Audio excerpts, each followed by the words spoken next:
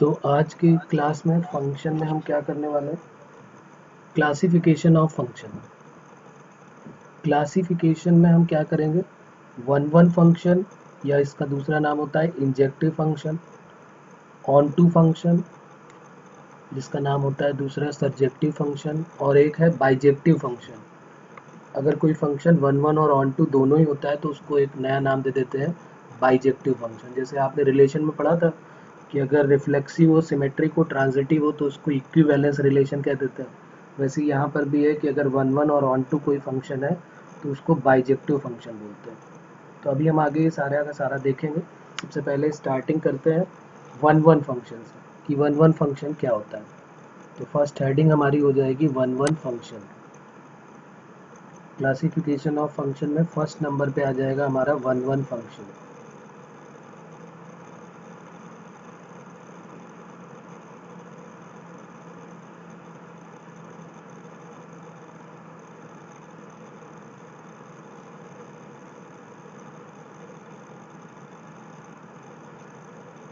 One one function इसको बोलते हैं, या फिर इसको एक दूसरा नाम है इसका इंजेक्टिव फंक्शन भी इसको बोलते हैं। तो इसका दूसरा नाम भी लिख लेते हैं, इसको क्या बोलते हैं? Injective function.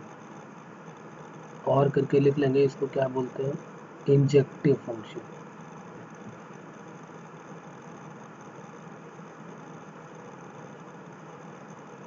F N S का मतलब ही फंक्शन है, तो इंजेक्टिव फंक्शन भी इसको बोलते हैं।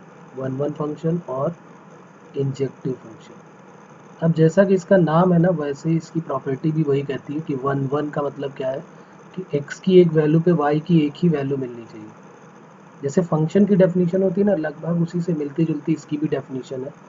थोड़ा सा समझ लेते हैं वन वन फंक्शन के बारे में और लिख लेते हैं। मतलब x की डिफरेंट डिफरेंट वैल्यू पे y की डिफरेंट डिफरेंट वैल्यू ही मिलनी चाहिए, वन पे वन ही मिलनी चाहिए। मतलब अगर आपने x की वैल्यू वन रखी तो y की वैल्यू टू मिल गई। अब अगर आप x की वैल्यू वन रखेंगे तो y की वैल्यू फिर थ्री नहीं मिलनी चाहिए, x की मतलब थ्री ही मिलनी चाहिए। कोई और दो वैल्यू पे x की दो सेम वैल्यू पे y की एक वैल्यू नहीं मिलनी चाहिए। वन वन का मतलब x की डिफरेंट डिफरेंट वैल्यू पे y की डिफरेंट डिफरेंट वैल्यूज मिलनी चाहिए। x की अगर हम डिफरेंट डिफरेंट वैल्यू रखें तो y की जो b है उसमें डिफरेंट डिफरेंट वैल्यू अगर मिलती है तो इस तरह के फंक्शन को हम वन वन फंक्शन बोलते हैं।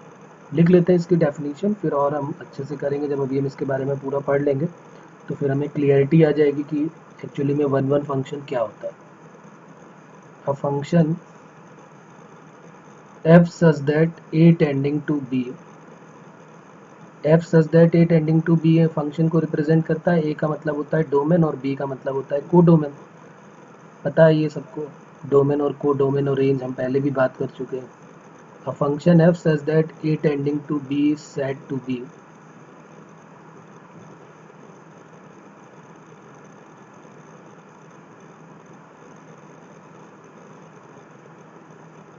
is said to be one one function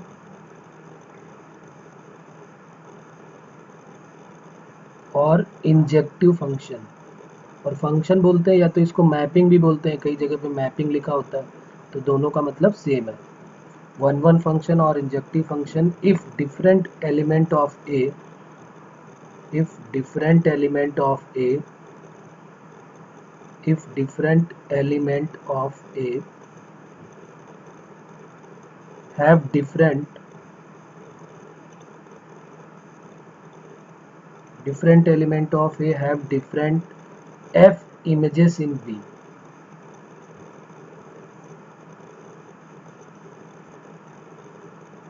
ठीक है, मतलब x1 की वैल्यू रखते हैं तो कुछ अलग f ऑफ x1 आएगा, x2 रखोगे तो कुछ अलग f ऑफ x2 आएगा। x1 x2 different different value पे y भी डिफरेंट डिफरेंट डिफरेंट ही मिलना चाहिए। तो इस तरह के फंक्शन को हम वन वन फंक्शन बोल देते हैं। बात क्लियर हो रही है? अगर हम लेट कर लेते हैं, let x1 comma x2, let x1 comma x2 belongs to a और f of x1 comma f of x2 belongs to b। अगर हमने ये दो लेट कर लिया है तो अगर हमने f of x1 equal to f of x2 किया हुआ है, if f of x1 equal to f of x2 then क्या होना चाहिए, x1 equal to x2 solve करने के बाद आना चाहिए। अगर हमने f ऑफ x1 और f ऑफ x2 को इक्वेट किया है तो फिर हमें क्या मिलेगा, x1 इक्वल टू x2। कैसे चेक करोगे वन वन फंक्शन को आप क्या करोगे, कोई फंक्शन सपोज करिए गिवन है, तो हम क्या करेंगे उसका f ऑफ x1 और f ऑफ x2 दोनों को इक्वेट करेंगे और इक्वेट करने के बाद हमको प्रूफ करके लाना है x1 इक्वल टू x2। तो अगर x1 इक्वल टू x2 आ गया, इसका मतलब हमने प्रूव कर दिया कि ये फंक्शन जो है वो वन वन फंक्शन है। एक तो ये तरीका हो गया इसका, और भी बहुत सारे मेथड है वन वन फंक्शन को प्रूव करने के। दूसरा, अगर हमने x1 not equal to x2 लेके चल रहे हैं, और करके लिख लेते हैं कि अगर x1 not equal to x2 है तो इसका मतलब तब भी हम प्रूव कर सकते हैं इस तरीके से कि अगर x1 not equal to x2 है तो f of x1 not equal to f of x2 होगा। ये तो वही बात हो गई ना जो ऊपर लिखी हुई है कि अगर इक्वल है तो इक्वल होगा और नहीं इक्वल है तो नहीं इक्वल होगा। बात क्लियर हो रही है दोनों।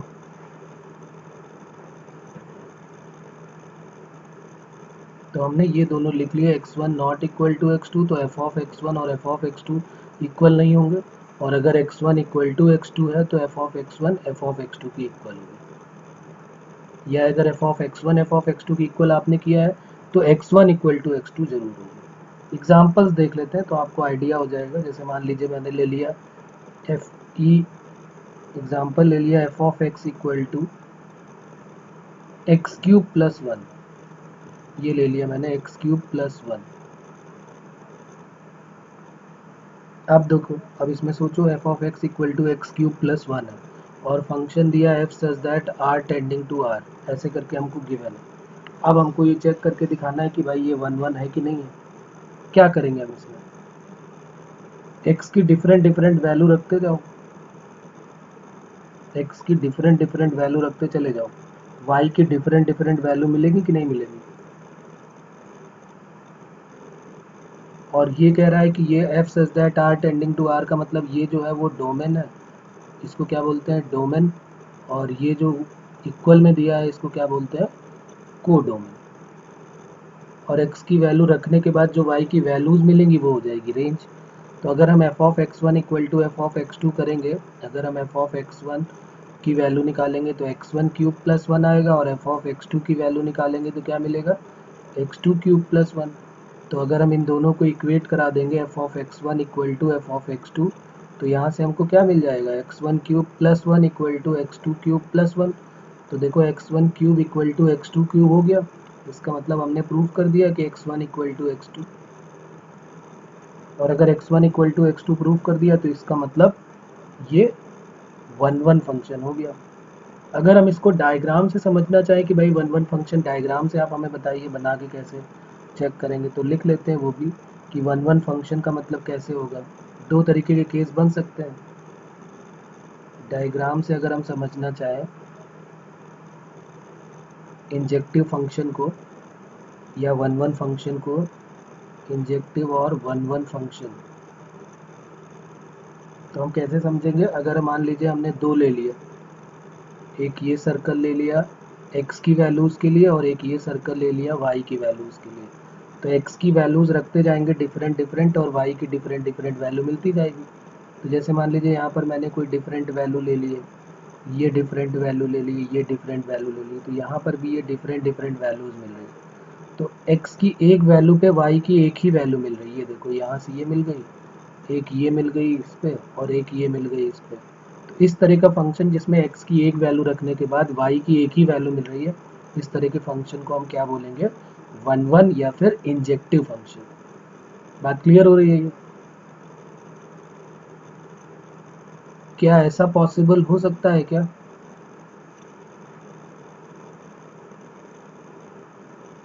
क्या ऐसा पॉसिबल हो सकता है कि यहाँ पर हम ऐसे ले लें, इस तरीके से ले लिया हमने, यहाँ पर और भी कई सारी इमेजेस ले लें हम यहाँ पर।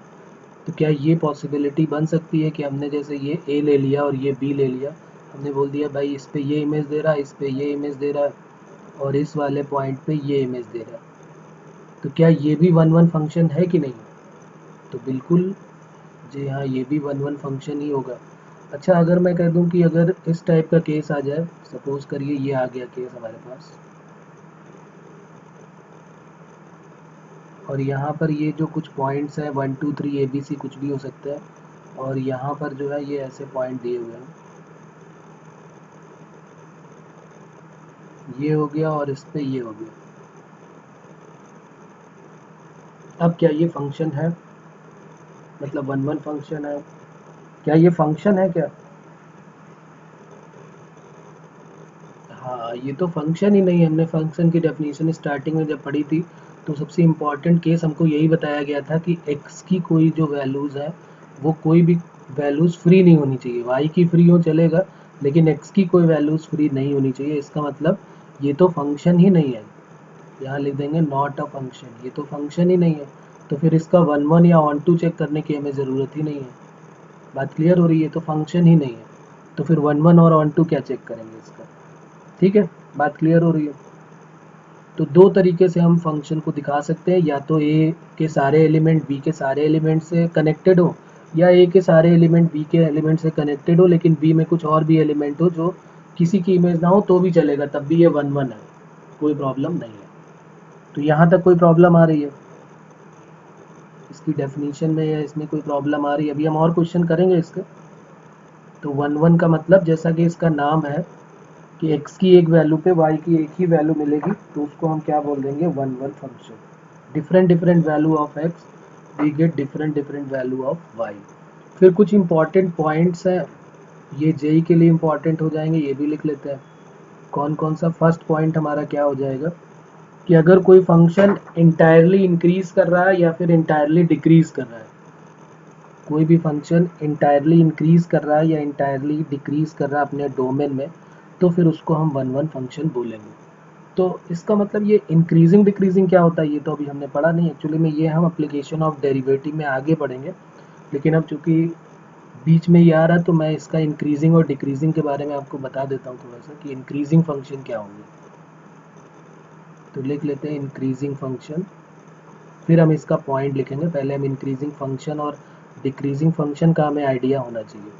तो इंक्रीजिंग फंक्शन का मतलब क्या है, देखो जैसे मान लिया कि कोई, हम यहाँ पर कोई डेफिनेशन नहीं लिख रहे हैं, जैसे मान लिया ये हमारे पास एक एक्स और वाई एक्सिस में प्लॉट कर लिया हमने, कोई कर्व हमारे पास है जो इस टाइप से जा रहा है। ये आपको याद होगा, ये मैंने बताया था e की पावर x का।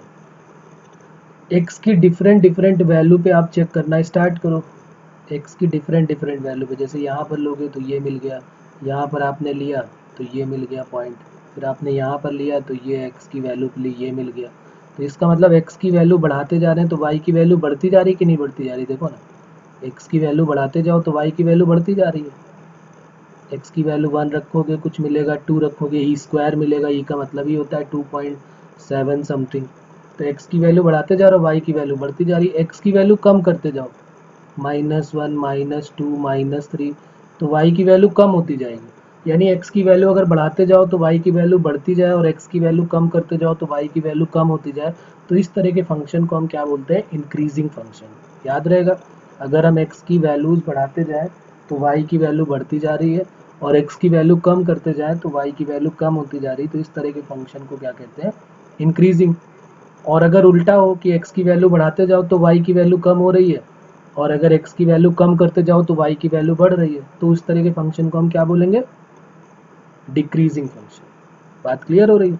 तो जैसे देखो, इंक्रीजिंग की बात अभी हम कर रहे हैं, तो हम क्या करेंगे, एक तो हमें ये याद होना चाहिए कि x की वैल्यू बढ़ाते जा रहे हैं तो y की वैल्यू बढ़ती जा रही है, मतलब x1 है, फिर उसके बाद फिर हमने x2 थोड़ा बड़ा किया, फिर x3 और थोड़ा बड़ा किया, इस तरह बढ़ते जा रहे हैं। तो f ऑफ x1 भी बढ़ता जा रहा है, f ऑफ x1 से बड़ा हो जाएगा f ऑफ x2, फिर उससे बड़ा क्या हो जाएगा? f of x3।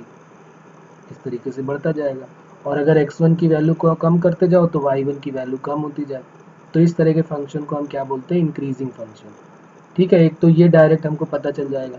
दूसरा, हम किसी पॉइंट पे अगर हम एक टेंजेंट ड्रॉ करें, जैसे देखो ये टेंजेंट ड्रॉ करने जा रहे हैं हम यहाँ पर, ये टेंजेंट ड्रॉ करेंगे तो ये जो थीटा आएगा, ये थीटा जो है वो क्या है? लेस देन 90 है कि ग्रेटर देन 90 है? तो ये आंसर आएगा कि भाई ये तो लेस देन 90 है। तो अगर थीटा जो है वो लेस देन 90 है तो उसका स्लोप m कितना होगा?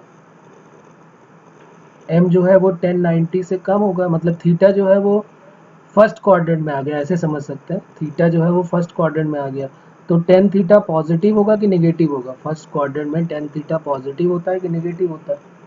ये फर्स्ट क्वाड्रेंट की बात हो रही है, तो टेन थीटा जो है वो पॉजिटिव हो गया। और स्लोप को आपको जब स्लोप पढ़ेंगे आप, तो स्लोप में आपने पिछली क्लास में पढ़ा है कि स्लोप को हम एम भी बोलते हैं, अगर थीटा दिया हो तो टेन थीटा बोलते हैं, d y by d x भी बोलते हैं at point x one y one. और इसके कई सारे फार्मूले होते हैं। स्लोप का फार्मूला ये भी होता है y two minus y one upon x two minus x one. तो इस तरीके से कई सारे फार्मूले स्लोप के होते हैं। तो यहाँ से हमको ये पता चला कि भाई टेन थीटा पॉजिटिव है, tan theta greater than zero है। तो क्या हम बोल सकते हैं कि जो इंक्रीजिंग फंक्शन होगा उसका जो d y by d x है वो क्या होगा? और इंक्रीजिंग फंक्शन को इस तरह के एरो से भी डिनोट करता है, यहाँ लिख लेते हैं, लेकिन ये इंक्रीजिंग का मतलब होता है एरो ऊपर की तरफ। इंक्रीजिंग फंक्शन हम ये बोल सकते हैं कि d y by d x जो होगा वो ग्रेटर देन जीरो हो जाएगा। ये भी बोल सकते हैं कि नहीं बोल सकते? अगर मान लो हमें डिफ्रेंशिएट करना पड़े तो हम डिफ्रेंशिएट करके देख लेंगे। अगर d y by d x हमेशा पॉजिटिव वैल्यू दे रहा है तो इसका मतलब है कि वो इंक्रीजिंग हो जाएगा। पॉजिटिव दे रहा है, कभी नेगेटिव दे रहा है, कभी पॉजिटिव दे रहा है, तो नहीं बोल सकते कि भाई वो इंक्रीजिंग है। लेकिन अगर हमने उसको डिफ्रेंशिएट कर दिया और वो वैल्यू हमेशा पॉजिटिव दे रहा है तो इसका मतलब है कि वो इंक्रीजिंग हो जाएगा। तो ये जो इंक्रीजिंग है उसमें हमने स्लोप ड्रॉ किया, उसमें एक टेंजेंट ड्रॉ किया, तो उसका स्लोप जो है वो हमारा टेन थीटा आ गया। और टेन थीटा जो है वो फर्स्ट क्वाड्रेंट में होने की वजह से पॉजिटिव हो गया, तो इसलिए d y by d x को भी स्लोप बोलते हैं। स्लोप के अभी हम आगे चल के ये फॉर्मूला पढ़ेंगे। हमने ये तो पढ़ा ही था टेन थीटा, फिर हमने एक ये भी पढ़ा था y two minus y one upon x two minus x one. ये कब लगाते हैं d y by d x? जब फंक्शन गिवन होगा। ये स्लोप का फॉर्मूला कब होता है? जब y equal to f x function given हो, तब हम उसको डिफ्रेंशिएट कर देते हैं और x की जगह x1 और y की जगह y1 रख देते हैं, तो उसको भी हम स्लोप बोलते हैं। बात क्लियर हो रही है? तो स्लोप के कितने फार्मूले हो गए, ये बात क्लियर है? तो इंक्रीजिंग फंक्शन के लिए दो तरीके हैं। एक, x की वैल्यू बढ़ाते जाओ तो y की वैल्यू बढ़ती जाए, x की वैल्यू कम करते जाओ y की वैल्यू कम होती जाए, या फिर उसको डिफरेंशिएट कर दो और अगर उसको हमने प्रूव कर दिया कि ये ग्रेटर देन जीरो है, इसका मतलब वो इंक्रीजिंग फंक्शन है। जैसे अभी हमने एक एग्जाम्पल यहाँ पर लिया था, अब हमको इतना सब कुछ करना पड़ा था कि नहीं, ये f x equal to x cube plus one cube, ये सब करने की ज़रूरत ही नहीं थी। देखो यहाँ पर अगर हम इसी क्वेश्चन को यहाँ पर करते, जब हमने ये एग्जाम्पल ले लिया था, जब हमें पता चल गया कि इंक्रीजिंग और डिक्रीजिंग कैसे चेक करते हैं, तो हमने f x equal to x cube ले लिया। इसको डिफ्रेंशिएट करोगे तो क्या मिल जाएगा? एक्स क्यूब का क्या हो जाएगा? Three x square. क्या हम ये बोल सकते हैं कि थ्री एक्स स्क्वायर हमेशा पॉजिटिव होगा? अरे भाई एक्स की कुछ भी वैल्यू रखोगे यहाँ पे ये पॉजिटिव आएगा। अगर हमेशा पॉजिटिव आया तो इसका मतलब ग्रेटर देन जीरो हो गया। ग्रेटर देन जीरो हो गया तो इंक्रीजिंग हो गया। और अभी हम पॉइंट जो अपना है वो लिखने वाले हैं कि कोई भी इंटायरली इंक्रीजिंग हो या डिक्रीजिंग हो तो उसको हम वन वन फंक्शन कहते हैं। तो ये क्या हो जाएगा? Then this is one one function. अभी तो खैर हमने इसके बारे में नहीं किया, अभी लिख लेते हैं ये पॉइंट। अभी तो हम इंक्रीजिंग के बारे में कर रहे थे।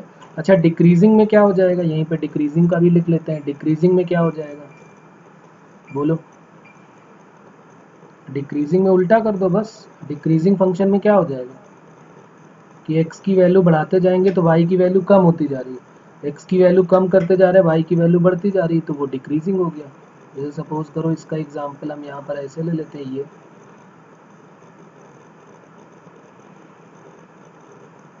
ये है e की पावर माइनस एक्स का ग्राफ। अब जरा बताओ इसमें x की वैल्यू देखो, यहाँ पर x1 ले लिया तो ये ले लिया, ये f ऑफ x1 आ गया। फिर x की वैल्यू x2 ले लिया तो ये क्या मिल रहा है यहाँ पे? f ऑफ x2 थोड़ा नीचे मिला कि नहीं मिल रहा है? तो x की वैल्यू बढ़ाते जा रहे हो तो y की वैल्यू कम होती जा रही है कि नहीं? और अगर x की वैल्यू कम करते जा रहे हो, यहाँ x3 ले लिया, ये x3 ले लिया तो ये वैल्यू मिल रही है हमको। और अगर x4 ले लिया और कम ले लिया तो वैल्यू देखो ये बढ़ती जा रही है, ये f ऑफ x4 हो गई, ये f ऑफ x3 हो गई। बात क्लियर हो रही? तो अगर x की वैल्यू बढ़ाते जाओ तो y की वैल्यू कम होती जाए, या y की वैल्यू या x की वैल्यू कम करते जाओ y की वैल्यू बढ़ती जाए, तो इस तरह के फंक्शन को हम क्या बोलते हैं? डिक्रीजिंग फंक्शन बोल देते हैं। अगर मैं यहाँ पर टेंजेंट ड्रॉ करूँ, देखो जैसे कि ये टेंजेंट ड्रॉ कर रहा है, ये टेंजेंट हमने यहाँ पर ड्रॉ कर दिया, तो जो इसका थीटा आया है वो हम किधर से मेजर करेंगे? ये वाला एंगल थीटा लेट करेंगे कि इधर वाले एंगल को थीटा लेट करेंगे? कौन सा थीटा होगा? कि दोनों को लेट कर सकते हैं, कोई प्रॉब्लम नहीं है। तो थीटा हमेशा एक्स एक्सिस की पॉजिटिव डायरेक्शन से ही मेज़र किया जाता है। आपको पता होना चाहिए कि जो थीटा है वो एक्स एक्सिस की पॉजिटिव डायरेक्शन से ही मेज़र किया जाता है। तो इसका मतलब ये थीटा नहीं ले सकते आप, थीटा हमेशा कौन सा हो जाएगा, ये वाला एंगल। अब अगर ये थीटा हो गया हमारा, ये वाला एंगल थीटा हो गया, तो ये थीटा क्या हम बोल सकते हैं, देख के समझ में आ रहा है कि ग्रेटर देन 90 है। और अगर थीटा ग्रेटर देन 90 है तो इसका मतलब ये सेकंड क्वाड्रेंट में आ गया, यहाँ पर आ गया सेकंड क्वाड्रेंट में। ये फर्स्ट क्वाड्रेंट है और ये सेकंड क्वाड्रेंट में आ गया, तो सेकंड क्वाड्रेंट में टेन थीटा क्या होता है, नेगेटिव हो जाएगा। तो इसका मतलब dy बाई डी एक्स क्या हो जाएगा, नेगेटिव हो जाएगा। तो डिक्रीजिंग फंक्शन के लिए क्या हो जाएगा, डिक्रीजिंग फंक्शन को इस तरह के एरो से डिनोट करता है। तो for decreasing function dy by d x क्या हो जाएगा, लेस देन 0। और for increasing function dy by d x क्या हो जाएगा, ग्रेटर देन 0। तो ये इंक्रीजिंग और डिक्रीजिंग फंक्शन समझ में आ गया क्या होता है, कैसे चेक करेंगे। ये अभी हम एप्लीकेशन ऑफ डेरिवेटिव एक चैप्टर है, चैप्टर नंबर 5, उसमें हम अभी इंक्रीजिंग डिक्रीजिंग के बारे में पढ़ेंगे। लेकिन यहाँ पर भी हमें आइडिया होना चाहिए क्योंकि कई जगह हमें differentiate dy by d x करना तो हमें पता ही है, तो कई जगह वो क्वेश्चन फिर छूट जाएंगे अगर हमें इंक्रीजिंग डिक्रीजिंग का आइडिया नहीं होगा तो। लेकिन ये जेई में ही आएगा, उसमें एनसीईआरटी में रेयर केस में मिलेगा, लेकिन हमें पता तो होना चाहिए सबके बारे में। ठीक है, तो कोई भी कॉन्टिन्यूअस फंक्शन अगर हमेशा इंक्रीज कर रहा है या हमेशा डिक्रीज कर रहा है तो हमें साफ साफ यहाँ पर ग्राफ से भी दिख रहा है कि x की डिफरेंट डिफरेंट वैल्यू पे y की डिफरेंट डिफरेंट वैल्यू मिल रही है, मिल रही कि नहीं। ये हमेशा इंक्रीज कर रहा है और ये हमेशा डिक्रीज कर रहा है। देख लो x की डिफरेंट डिफरेंट वैल्यू पे y की डिफरेंट डिफरेंट वैल्यू मिल रही है, तो क्या हम ये नहीं बोल सकते कि कोई भी फंक्शन, कोई भी कॉन्टिन्यूअस फंक्शन है, अगर वो हमेशा इंक्रीज कर रहा है या हमेशा डिक्रीज कर रहा है अपने डोमेन में, तो उस फंक्शन को हम क्या बोलेंगे, वन वन फंक्शन। यानी हमने डिफ्रेंशिएट करके देखा, और अगर जैसे कि हमने ये वाला क्वेश्चन किया हुआ है कि अगर f x equal to x cube है, हमने डिफ्रेंशिएट करके देखा और ये हमने प्रूव कर दिया कि d y by d x जो है वो पॉजिटिव है, तो इसका मतलब ये इंक्रीजिंग हो गया। देखो यहाँ पर भी हम चाहे तो कर सकते हैं, जैसे फंक्शन हमारे पास क्या है, y इक्वल टू ई की पावर माइनस एक्स है, डिफ्रेंशिएट करोगे d y by d x क्या आ जाएगा, माइनस ई की पावर माइनस एक्स। ये तो ई की पावर एक्स तो पॉजिटिव वैल्यू देता है, लेकिन बाहर माइनस है तो ये हमेशा निगेटिव वैल्यू देगा। इसका मतलब ये कौन सा फंक्शन हो गया, डिक्रीजिंग फंक्शन हो गया। और अगर डिक्रीजिंग फंक्शन हो गया तो इसका मतलब डिक्रीजिंग है तो ये वन वन हो गया। अब बात क्लियर हो रही, तो ये इंपॉर्टेंट पॉइंट करके हम यहाँ पर लिख लेते हैं। फर्स्ट इंपॉर्टेंट पॉइंट हमारा क्या हो जाएगा कि कोई भी फंक्शन अगर अपने इंटायरली डोमेन में इंक्रीज कर रहा है या डिक्रीज कर रहा है in whole domain, then function is one one. तो ये एक शॉर्टकट भी हो गया, एक बड़े से मेथड को छोटा कर देगा ये, अगर हम उसको डिफ्रेंशिएट करके डायरेक्ट वैल्यू बता देंगे। Clear.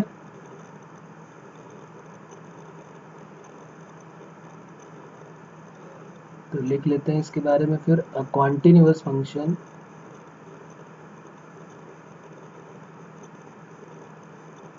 which is always increasing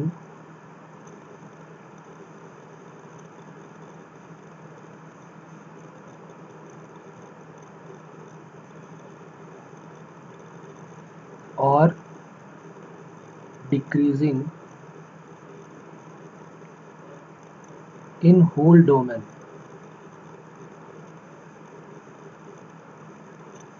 then function is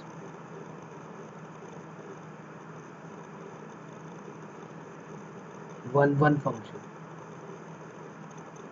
और इंजेक्टिव फंक्शन। क्लियर हो रही बात ये, तो ये आप अपनी मेमोरी में फीड कर लेंगे। ये एक शॉर्टकट हो जाएगा किसी क्वेश्चन को वन वन प्रूफ करने का। अब जैसे क्वेश्चन आता है कि अगर मान लीजिए हमारे पास फंक्शन आया तो हमने उसको डिफ्रेंशिएट कर लिया, देख लिया, अगर फंक्शन ही नहीं मिला, ग्राफ मिल गया, अगर सिर्फ ग्राफ मिल गया, तो ग्राफ से हमने कैसे चेक करना सीखा था, फंक्शन को चेक करना। याद है किसी को कि हमने फंक्शन को चेक करना कैसे सीखा था, कि कोई फंक्शन वन वन, कोई फंक्शन, कोई भी रिलेशन जो दिया है वो फंक्शन है कि नहीं। किसी फंक्शन को चेक करने का क्या तरीका होता है, ग्राफिकल मेथड से हमने क्या सीखा था, कैसे करते हैं ग्राफिकल मेथड से, याद है, सोचो।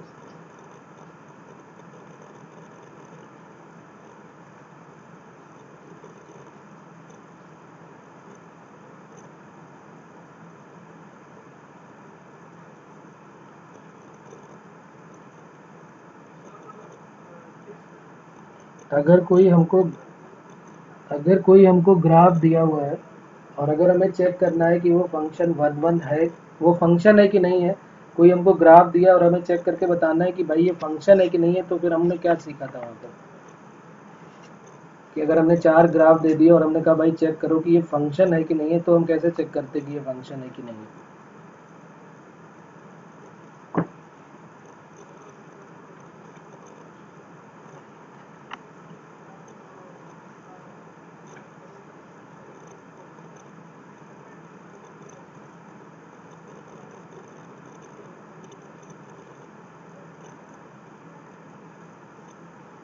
चलो मैं याद दिला देता हूँ। उसमें हम लोगों ने वहाँ पर ये सीखा था कि अगर कोई ग्राफ हमको दिया हुआ है और अगर हमने कोई भी लाइन एक पैरेलल टू, जैसे यहाँ पर जो है जब हम वन वन चेक करेंगे तो हम parallel to line x axis draw करेंगे, लेकिन अगर हमें चेक करना होता है कि ये जो रिलेशन दिया है ये फंक्शन है कि नहीं है, तो हम कोई भी एक लाइन ऐसी ड्रॉ करते हैं जो पैरेलल टू वाई एक्सिस हो। अगर पैरेलल टू वाई एक्सिस है और अगर वो ग्राफ को दो जगह पे काटती है या दो से ज़्यादा जगह पे काटती है, तो फिर हम बोल देंगे कि ये फंक्शन ही नहीं है। याद दिलाऊं मैं? देखो जैसे मान लिया हमने यहाँ पर ये सेकंड पॉइंट के पहले हम जरा यहाँ पर लिख ही लेते हैं, फंक्शन की याद ताज़ा कर लेते हैं यहाँ पर कि जैसे मान लीजिए हमारे पास ये दिया है, ये हमारे पास है, अब क्या ये फंक्शन है क्या, या ये पैराबोला दिया है, क्या ये फंक्शन है क्या? फंक्शन चेक करना है तो कैसे चेक करते हैं फंक्शन? यहाँ पर हम देख रहे हैं कि x की एक वैल्यू पे, हाँ नहीं नहीं, x की एक वैल्यू अगर मान लिया वन रखा तो y की एक ये भी वैल्यू मिल रही है और एक ये भी y की वैल्यू मिल रही है, डिफरेंट डिफरेंट वैल्यू मिल रही है ना x की वैल्यू रखने पे, वन रखने पे y की डिफरेंट डिफरेंट वैल्यू मिल रही है। यानी x की वैल्यू अगर हम यहाँ पर रख रहे हैं, x की वैल्यू एक वैल्यू रख रहे हैं तो y की डिफरेंट डिफरेंट वैल्यू मिल रही है, तो इस तरह का केस बन रहा है। तो क्या ये फंक्शन होता है क्या? ये तो फर्स्ट डे हमने पढ़ा था कि ये फंक्शन ही नहीं होता। याद है कि नहीं याद है? अगर इस टाइप का केस बनता था तो हमने unique element of A there is, ऐसे हमने डेफिनेशन इसकी लिखी थी ना कि x की हर एक वैल्यू पे y की एक ही वैल्यू मिलनी चाहिए, x की एक वैल्यू पे y की दो दो वैल्यू नहीं मिलनी चाहिए। लेकिन इसका उल्टा नहीं होना चाहिए, उल्टा तो पॉसिबल है। जैसे यहाँ पर अगर हम x1 रख लेते हैं तो ये भी वैल्यू y की मिलेगी और ये भी वैल्यू y की मिल रही है, तो दो दो वैल्यू मिल रही है, इसका मतलब ये सब क्या है? फंक्शन नहीं है। तो अगर हमें फंक्शन चेक करना होता था तो हम क्या करते थे, कोई भी लाइन जो है वो parallel to y axis draw करके देखते थे। कोई भी line parallel to y axis draw करके देखते थे, और अगर ये ग्राफ को टू या टू से ज़्यादा पॉइंट पे, टू और मोर पॉइंट पे कट करती है,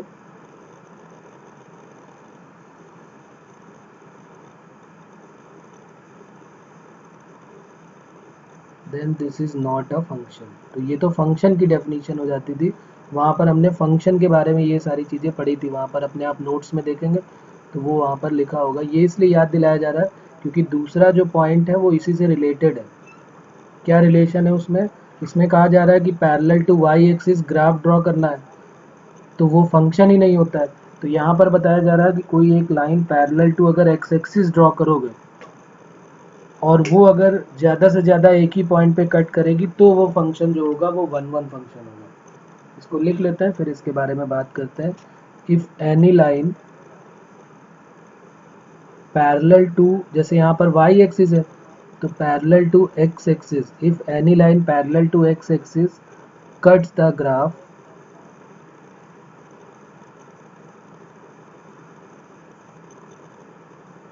of function at most one point,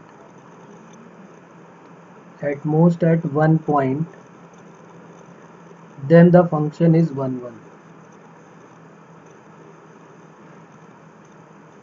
बात क्लियर हो रही है? अब देखो इसका एग्जाम्पल समझते हैं कैसे। जैसे मान लीजिए हमने अभी एक एग्जाम्पल बहुत इजी सा ऊपर लिया हुआ भी है। जैसे सपोज करिए e की पावर x का एग्जाम्पल अभी हमने चेक भी कर चुके हैं कि ये जो है वो क्या है, वन वन फंक्शन है। हम कोई भी line parallel to x axis draw करते हैं, जैसे मान लीजिए मैंने ये ड्रॉ कर दिया, ये ड्रॉ कर दिया, ये तो एक जगह पे कट किया इसने, फिर दूसरा हमने ये ड्रॉ कर दिया, ये देखिए ये ड्रॉ कर दिया। कोई भी लाइन पैरेलल टू जब हम एक्स एक्सिस ड्रॉ कर रहा है तो वो उस ग्राफ को सिर्फ एक ही पॉइंट पे तो कट कर रही है कि नहीं कट कर रही है।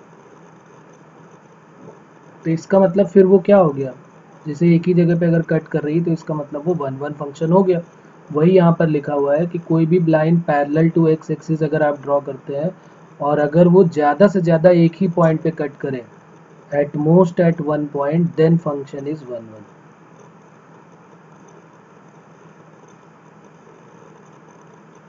क्लियर हो रही बात ये।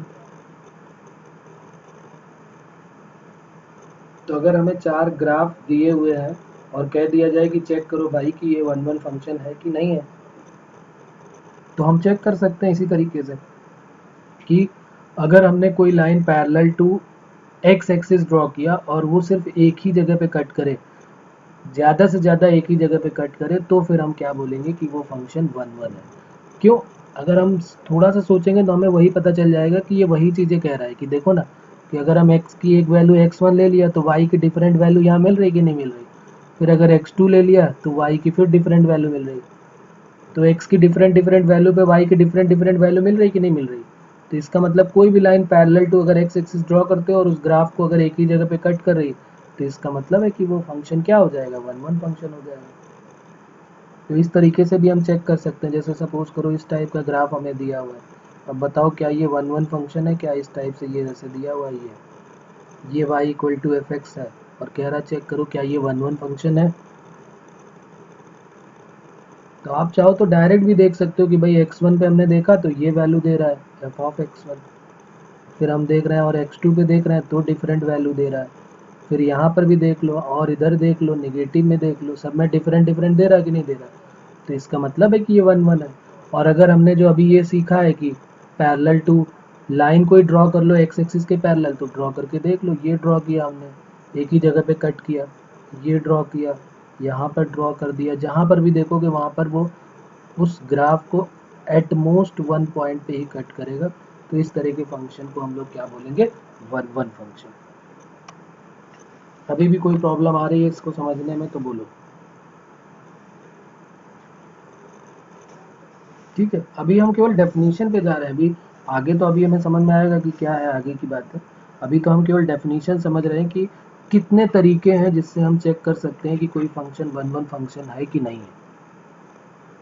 तो क्या क्या तरीका हमने सीखा, एक तो हम क्या करेंगे कि एफ ऑफ एक्स वन को एफ ऑफ एक्स टू की इक्वल कर देंगे और उससे चेक करके देख लेंगे अगर X one equal to X two आ रहा है तो इसका मतलब वो क्या है, वन वन फंक्शन है। दूसरा हमने सीखा कि अगर हम कोई line parallel to x axis draw करके देखते हैं और अगर उस ग्राफ को वो ज़्यादा से ज़्यादा एक ही पॉइंट पे कट करता है तो भी वो वन वन फंक्शन है। और क्या सीखा हमने कि अगर हम उसको डिफरेंशिएट कर देते हैं, ये लिखा हुआ है अगर हमने डिफरेंशिएट कर दिया और d y by d x हमेशा पॉजिटिव आ गया या हमेशा निगेटिव आ गया, पॉजिटिव निगेटिव चेंज नहीं होना चाहिए, या तो हमेशा पॉजिटिव आए या तो हमेशा निगेटिव है। जैसे y equal to sine x है, क्या ये हो सकता है क्या, y equal to sine x one one function हो सकता है क्या, जरा चेक करके देखो, सोचो और बताओ। y equal to sine x differentiate किया तो आ गया कॉस एक्स। अब कॉस एक्स क्या हमेशा पॉजिटिव वैल्यू ही देगा या कॉस एक्स क्या हमेशा निगेटिव वैल्यू देगा, कि क्वाड्रेंट क्वाड्रेंट पे चेंज होता रहेगा, फर्स्ट में रहेगा तो पॉजिटिव देगा, सेकंड में आएगा तो फिर निगेटिव दे देगा, थर्ड में कॉस आएगा तो फिर निगेटिव दे देगा, फोर्थ में आएगा तो फिर पॉजिटिव दे देगा। तो इस तरीके से वो चेंज होता रह जा रहा है ना, कभी पॉजिटिव दे रहा है कभी निगेटिव दे रहा है। तो फिर हम कैसे बोल देंगे कि वो वन वन फंक्शन।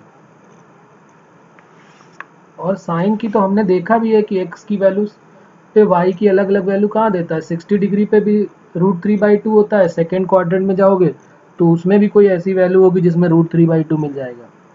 तो डिफरेंट डिफरेंट वैल्यू पे डिफरेंट डिफरेंट वैल्यू तो देने वाला है नहीं, तो इसलिए इस फंक्शन को क्या बोलेंगे, वन वन फंक्शन नहीं है। तो इस तरह के फंक्शन को बोलते हैं मैनी वन फंक्शन। तो इसके बारे में भी लिख लेते हैं, मैनी वन फंक्शन क्या होता है। वन वन क्लियर हो गया, अब कोई प्रॉब्लम है इसमें वन वन में। तो दूसरा हमारा हो जाएगा मैनी वन फंक्शन।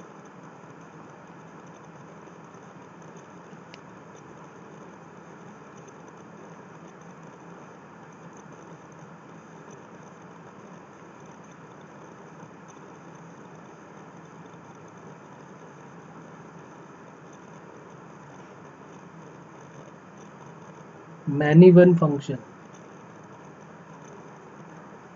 तो जैसा कि इसका नाम है उसी से पता चल जाएगा हमको कि वन वन फंक्शन में क्या हो रहा था कि एक्स की एक वैल्यू रख रहा था, डिफरेंट डिफरेंट वैल्यू पे डिफरेंट डिफरेंट वैल्यू दे रहा था वाई की।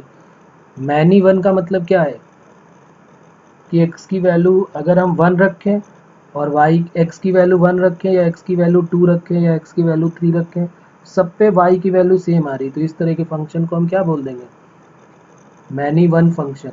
एक्स की different different many one, many का मतलब बहुत सारे एक्स की वैल्यू और उसकी इमेज क्या मिल रही है, वन। तो मैनी वन का मतलब एक्स की डिफरेंट डिफरेंट मैनी वैल्यूज पे वाई की सिंगल वैल्यू मिल रही है, तो ये हो गया many one function. One one का मतलब क्या हुआ, एक्स की एक वैल्यू पे वाई की डिफरेंट वैल्यू मिल रही है, एक्स की वैल्यू टू पे वाई अलग दे रहा है, थ्री पे अलग दे रहा है। मैनी वन का मतलब क्या हुआ, एक्स की वैल्यू वन रखो या एक्स की वैल्यू माइनस वन रखो, वाई की वैल्यू सेम आ रही है। कोई ऐसा एग्जाम्पल बता सकते हैं मैनी वन का? जैसे अभी हमने साइन एक्स का ही देखा, साइन एक्स वन वन नहीं है, तो जो वन वन नहीं है वो मैनी वन होता है, वन वन नहीं है तो मैनी वन होगा। देखो ना, एक्स की वैल्यू अगर तुम रख दो 30 डिग्री, तो साइन 30 की वैल्यू भी 1/2 होगी। अगर सेकेंड क्वाड्रेंट में जाओगे तो 180 माइनस 30 करोगे तो 150 की वैल्यू भी 1/2 होगी कि नहीं?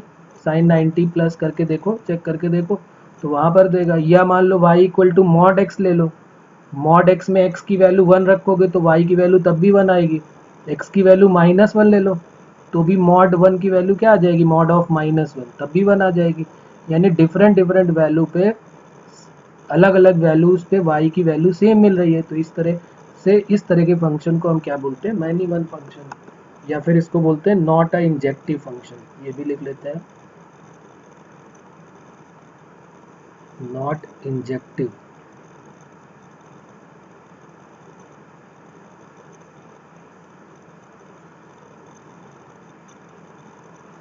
तो लिख लेते हैं, इसकी भी डेफिनेशन वही सेम है, पूरा वैसे ही आएगा, बस थोड़ा सा चेंज हो जाएगा उसमें।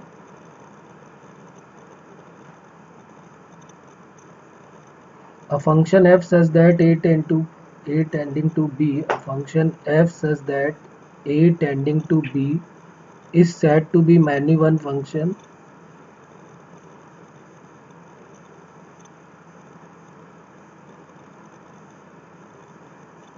if more elements two or more elements of a have the same f image in b।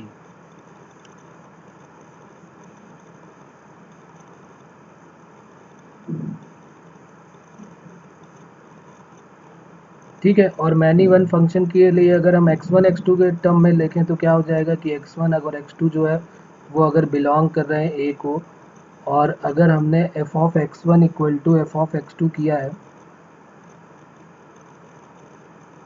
f of x1 और f ऑफ x2 बिलोंग कर रहे हैं b को,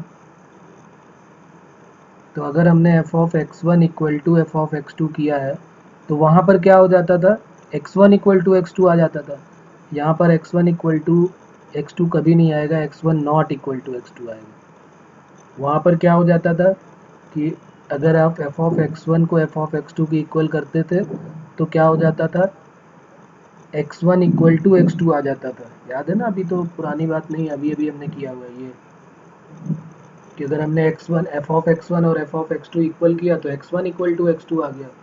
यहाँ पर क्या हो जाएगा, अगर f ऑफ x1 को f ऑफ x2 की इक्वल करोगे तो x1 not equal to x2 आएगा। और अगर इसका उल्टा कर दें कि x1 not equal to x2 लेके चलें, अगर x1 not equal to x2 है तो फिर इसका मतलब f of x1 equal to f of x2 हो जाएगा।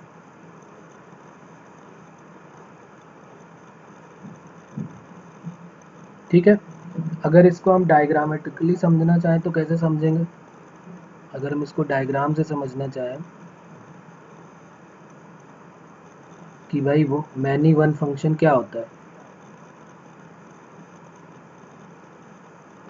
तो हम क्या करेंगे, देखो इस तरीके से हमने एक ये सर्कल ले लिया ए के लिए और एक ये ले लिया बी के लिए, और यहाँ पर हमने कुछ वैल्यूज़ अलग अलग कंसीडर कर ली, एक हो गई ये और एक ये, एक ये और एक ये, और यहाँ पर भी वैल्यूज़ कुछ अलग अलग आ गई। ये x1 पे भी ये वैल्यू दे रहा है और x2 पे भी यही वैल्यू दे रहा है, तो देखो मैनी का वन के साथ करें, कनेक्शन हो रहा है कि नहीं? ये मैनी है, एक्स की दो वैल्यू x1 और x2 मिल रही, y की सेम वैल्यू मिल रही है, तो मैनी का 1 के साथ जब कनेक्शन होगा तो उसको क्या बोलेंगे? Many one function. ठीक है, तो ये हो गया अब हमारे पास। या फिर ऐसा हो सकता था कि भाई यहाँ पर तो हमारे पास ये कुछ अलग अलग पॉइंट्स मिल रहा है, या यहाँ पर हो सकता है कि कोई भी पॉइंट ना बचे, जैसे ये ए है और ये बी है, यहाँ पर 2 पॉइंट ले लिया हमने, 3, और यहाँ पर 2 ले लिए, और ये मैनी वन का ये भी हो जाएगा। देखो ये इसके साथ हो गया और इसका इसके साथ हो गया कनेक्शन। तो जब मैनी का 1 के साथ कनेक्शन होगा, कई लोगों का एक के साथ कनेक्शन होगा, तो उसको हम क्या बोलेंगे? Many one function. ठीक है, क्लियर हो रही बात? जैसे साइन एक्स का था, y equal to x square का था।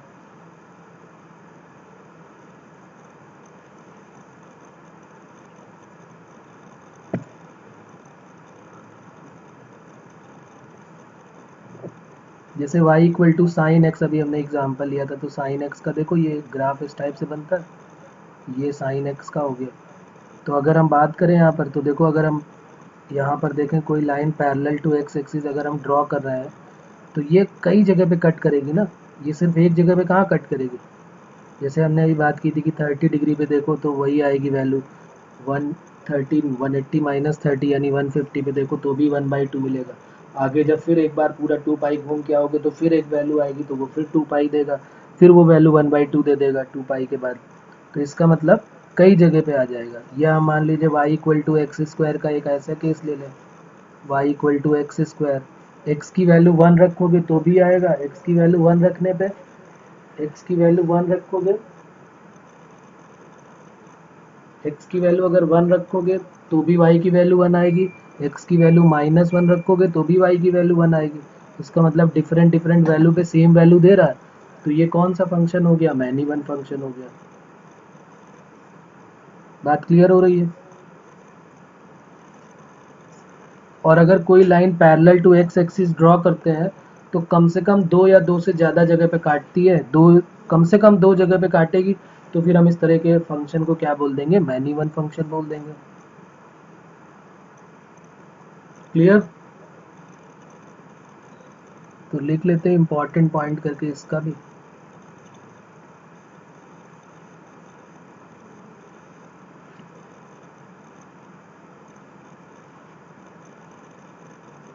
और देखो ये जो है इस टाइप से अगर हमको मिलता ना, तो इनको हम क्या बोल देते हैं? ये है मैक्सिमा। ये जो पॉइंट है जो इस टाइप से मिलता है, अभी हमने मैक्सिमा मिनिमा भी नहीं पढ़ा है, लेकिन थोड़ा सी बात कर लेते हैं कि ये जो ऊपर की तरफ बन रहा है ना, ऐसे शेप बन रहा है ये, तो ये मैक्सिमा होता है। और अगर नीचे की तरफ बन रहा है तो ये क्या हो जाता है? इसको क्या बोलते हैं? मिनिमा। तो इस तरह भी हम याद रख सकते हैं कि कई सारे मैक्सिमा मिनिमा मिल रहा है, या कम से कम एक मैक्सिमा और एक मिनिमा मिल रहा है, तो फिर हम इस फंक्शन को भी हम क्या बोलेंगे? Many one function. जैसे देखो यहाँ पर भी एक मिनिमा मिल रहा है कि नहीं मिल रहा है? मतलब इस टाइप का केस होगा तो ये होगा मैक्सिमा, और इस टाइप का केस होगा तो ये क्या है? मिनिमा है। बस इतना सा। बाकी ये भी मैक्सिमा मिनिमा के बारे में भी हम वहीं पर पढ़ेंगे, एप्लीकेशन ऑफ डेरिवेटिव में ही। तो पहला पॉइंट यही है कि कोई भी कॉन्टिन्यूअस फंक्शन हो, any continuous function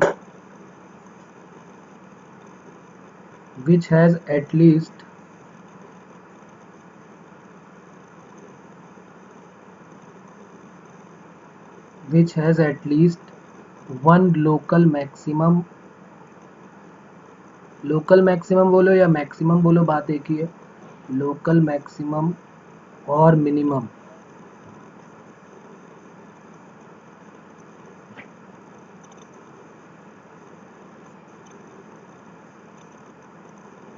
in its domain,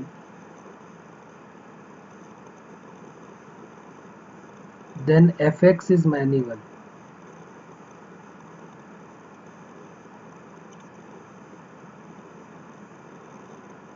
तो अगर हमारा ग्राफ से हमको दिया हुआ है और साइन का हो, कॉस का हो, तो कई जगह maxima minima, local maxima, local minima बनेगा, तो हम देख के सीधे ही बता देंगे कि भाई ये फंक्शन जो है वो क्या होगा? 1 1 नहीं होगा, ये मैनी वन फंक्शन होगा। क्लियर? या इसी की लैंग्वेज दूसरी करके, अगर हम मान लिया लोकल मैक्सिमम मिनिमा के बारे में हम नहीं जानते, तो हम ऐसे भी लिख सकते हैं कि कोई भी लाइन, अभी हमने पैरेलल लाइन का कॉन्सेप्ट ऊपर देखा था, कोई भी एक line, if a line parallel to x axis, कोई भी line parallel to x axis है और अगर किसी ग्राफ को cut the graph of the function at least 2 point, कम से कम 2 पॉइंट पे कट करे, क्योंकि एटमोस्ट 1 पॉइंट पे तो वो 1 1 हो गया, एटलीस्ट 2 का मतलब 2 या 2 से ज़्यादा, then function is many one function.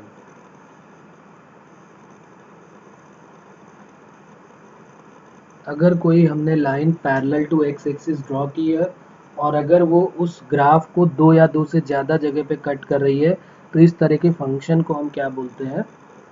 Many one function. बात क्लियर हो रही है? और कोई भी फंक्शन अगर 1 1 है तो वो मैनी वन नहीं होगा, और अगर कोई फंक्शन मैनी वन है तो वो फिर 1 1 नहीं होगा। क्लियर हो रही बात? ये भी लिख लेते हैं कि अगर कोई फंक्शन 1 1 है, इफ अ फंक्शन, अगर हमने चेक कर लिया कि 1 1 है,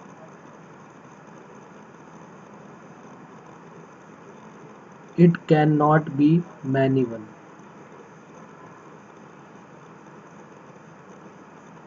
सीधी बात भी है कि अगर कोई फंक्शन 1 1 है तो वो मैनी वन क्यों होगा, एंड वाइस वर्सा। मतलब इसका उल्टा भी कि अगर कोई फंक्शन मैनी वन है तो वो 1 1 नहीं होगा। 1 1 और मैनी वन को मिला के टोटल नंबर ऑफ फंक्शन बनते हैं। ये अभी हमारे आगे काम आएगा, तो यहाँ पर मैं लिख देता हूँ 1 1 function plus many one function.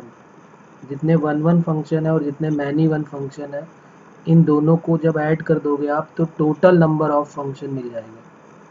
Total number of function, ये अभी हम आगे और बात करेंगे इसके बारे में। तो टोटल नंबर ऑफ फंक्शन निकालने हो हमको, तो हमें क्या करना पड़ेगा? 1 1 फंक्शन और मैनी वन फंक्शन दोनों को ऐड कर देना है, तो टोटल नंबर ऑफ फंक्शन हमको मिल जाएंगे। जैसे टोटल नंबर ऑफ रिलेशन हमने सीखा था 2 टू द पावर mn, वैसे ही हम यहाँ पर टोटल नंबर ऑफ फंक्शन भी सीखेंगे आगे।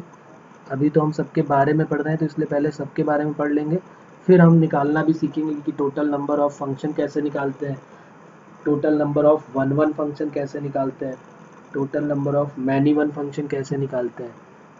तो वो सारी चीज़ें हम आगे अभी सीखेंगे, जब सारे क्लासिफिकेशन कर लेंगे 1 1 ऑन 2, सारे के सारे पढ़ लेंगे, उसके बाद हमें क्लियरली आइडिया हो जाएगा। ठीक है, यहाँ तक बात क्लियर हो रही है? तो इसका एग्जाम्पल समझ में आ गया होगा कि मैनी वन का एग्जाम्पल क्या हो जाएगा। चाहे तो हम लिख सकते हैं यहाँ पर कि मैनी वन के एग्जाम्पल्स क्या क्या हो जाएंगे, y equal to mod x हो जाए, या y इक्वल टू, अच्छा ग्रेटेस्ट इंटीजर फंक्शन जो है, क्या ये भी मैनी वन का एग्जाम्पल है? या y equal to sine X आ जाए, क्या ये सारे मैनी वन के एग्जाम्पल हैं क्या? तो ये सारे मैनी वन फंक्शन के एग्जाम्पल है। मॉड एक्स का तो अभी हमने चेक ही कर लिया, ग्रेटेस्ट इंटीजर एक्स का कैसे चेक करें? 1.1 की वैल्यू भी 1 होगी, 1.2 की वैल्यू भी 1 होगी, 1.3 की वैल्यू भी 1 होगी, क्योंकि इसमें तो इंटीजर वैल्यू लेनी है, 1 से 2 के बीच में, तो 1 ही लेंगे। तो चाहे जितने भी नंबर हम ग्रेटेस्ट इंटीजर में लेंगे, सबकी वैल्यू 1 आ रही है, तो इसका मतलब ये फंक्शन क्या हो जाएगा? Many one function. कोई प्रॉब्लम इसमें? अच्छा, कोई लीनियर फंक्शन है तो वो 1 1 फंक्शन होगा कि मैनी वन फंक्शन होगा? कोई लीनियर फंक्शन है y equal to 2x plus 3, y equal to 2x plus 3 कोई लीनियर फंक्शन है, तो क्या वो 1 1 फंक्शन होगा कि मैनी वन होगा? बताओ। हाँ, वो 1 1 फंक्शन होगा, उसमें क्या चेक करना है, वो 1 1 फंक्शन ही होने वाला है। ठीक है, हाँ, तो वो x की डिफरेंट डिफरेंट वैल्यू पे डिफरेंट डिफरेंट वैल्यू ही देने वाला है, तो फिर ये 1 1 फंक्शन हो जाएगा। तीसरे नंबर पे आ जाता है ऑन टू फंक्शन, ये भी इंपॉर्टेंट है। ऑन टू फंक्शन, 1 1 फंक्शन और onto function. Onto function का दूसरा नाम क्या होता है? इसको सरजेक्टिव फंक्शन भी बोलते हैं। सरजेक्टिव, जैसे उसको इंजेक्टिव फंक्शन बोलते हैं, इसको सरजेक्टिव फंक्शन बोलते हैं। तो ये है ऑन टू फंक्शन। ठीक है, जैसे होता है ना चिंटू पिंटू, वैसे ही है ये ऑन टू। तो 1 1 फंक्शन और ऑन टू फंक्शन।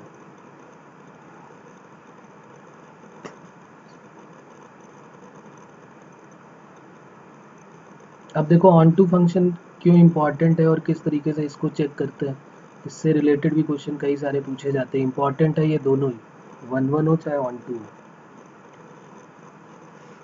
बहुत इजी होता है onto function. Onto function को अगर हम पहचानना चाहें तो देखो इस तरीके से, पहले मैं एक एग्जांपल तुम्हें दे देता हूँ तो तुम्हें क्लियर हो जाएगा। जैसे मान लो ये हमारे पास एक दो सर्कल है, एक ये ए है और एक ये बी है। एक्स की वैल्यू 1 2 3 है और वाई की वैल्यू 5 6 7 8 मिल रही है। तो अगर हमने कह दिया भाई, और यहाँ पर भी 4 है, तो अगर हमने कह दिया कि भाई एक्स की वैल्यू 1 पे ये 8 दे रहा है, 2 पे ये 5 दे रहा है, 3 पे ये 6 दे रहा है और 4 पे ये 7 दे रहा है। क्लियर हो रही बात? तो अब जरा देखो, क्या ये वन वन फंक्शन है? वन वन तो है ही है, डिफरेंट डिफरेंट वैल्यू पे डिफरेंट दे रहा है। क्या ये ऑन टू फंक्शन है? तो अच्छा, इसका अगर मैं तुमसे पूछूं कि डोमेन क्या होगा, इसका डोमेन क्या होगा, तो डोमेन हमेशा ए होता है। ए का मतलब क्या हो गया, 1 2 3 4। को डोमेन क्या होगा? को डोमेन हमेशा बी वाला होता है। जैसे f such that A tending to B लिखते हो ना, तो ये जो बी है यही तो को डोमेन होता है। क्या हो गया, 5 6 7 8। और इसकी रेंज क्या हो गई? हाँ, तो रेंज और को डोमेन दोनों सेम हो गया ना। रेंज जो है वो को डोमेन की इक्वल हो गई। तो यही एक प्रॉपर्टी है कि रेंज और को डोमेन अगर इक्वल हो जाते हैं, रेंज और को डोमेन अगर इक्वल हो गए, रेंज और को डोमेन अगर इक्वल हो गए, then function is onto. अगर किसी फंक्शन का रेंज और को डोमेन सेम हो जाए तो वो फंक्शन क्या कहलाता है, ऑन टू फंक्शन। क्या जरूरी है कि सारे फंक्शन में ऐसा हो? ऐसा तो नहीं जरूरी है।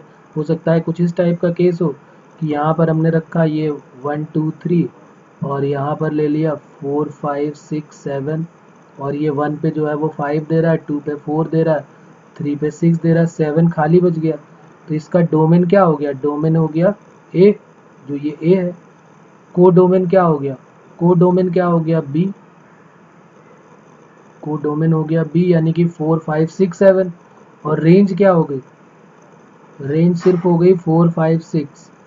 तो इसका मतलब रेंज और को डोमेन इक्वल हुए क्या, नहीं। तो क्या ये फंक्शन ऑन टू फंक्शन होगा? तो ये फंक्शन ऑन टू फंक्शन नहीं है। तो बात क्लियर हो रही है कि जब भी रेंज और को डोमेन इक्वल होगा तो उस तरह के फंक्शन को हम क्या बोलेंगे, जब रेंज और को डोमेन इक्वल हो जाएगा तो उस तरह के फंक्शन को हम क्या बोल देते हैं, ऑन टू फंक्शन। जब x की डिफरेंट डिफरेंट वैल्यू, क्या ये वन वन फंक्शन भी है जो पहला ऑन टू बना है, क्या ये वन वन फंक्शन भी है? क्या दूसरा वाला भी वन वन फंक्शन है? हाँ, पर ऑन टू नहीं है। दूसरा फंक्शन जो हमने बनाया है ये वन वन तो है लेकिन ऑन टू नहीं। तो लेकिन अभी तो हम ऑन टू पढ़ रहे हैं, तो ऑन टू में क्या है, रेंज और को डोमेन जो है वो सेम होना चाहिए। रेंज और को डोमेन अगर सेम है तो इस तरह के फंक्शन को हम क्या बोलते हैं, ऑन टू फंक्शन। अब बात क्लियर हो गई होगी। अब इसकी लैंग्वेज तो अभी हम लिख लेते हैं, लेकिन ज़रूरत नहीं है, इतनी बातें क्लियर हो गई तो मतलब हमें समझ में आ गया कि ऑन टू फंक्शन में हमें क्या दिखाना पड़ेगा। रेंज निकालनी पड़ेगी, रेंज निकालना हमने सीखा है। और कोडोमेन देखना पड़ेगा। रेंज और कोडोमेन जैसे ही हम इक्वल प्रूव कर देंगे तो हम बोल देंगे कि ये फंक्शन क्या है, ऑन टू फंक्शन है।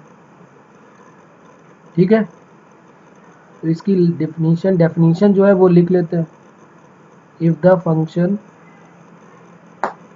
f such that a tending to b is such that